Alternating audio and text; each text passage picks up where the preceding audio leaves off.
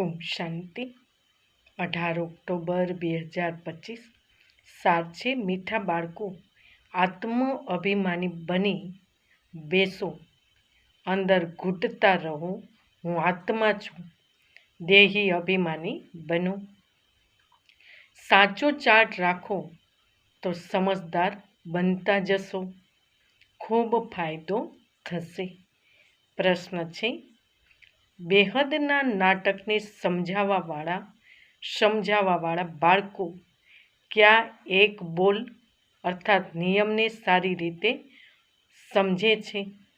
ઉત્તર છે આ અવિનાશી નાટક છે. આમાં દરેક પાર્ટધારી પાર્ટ બજાવવા પોતાના સમય પર આવવું પડે છે. કોઈ કહે અમે સદા શાંતિધામમાં જ બેસી જઈએ તો આ કાયદો નથી. તેમનો પાર્ટધારી જ નહીં કહેવાય.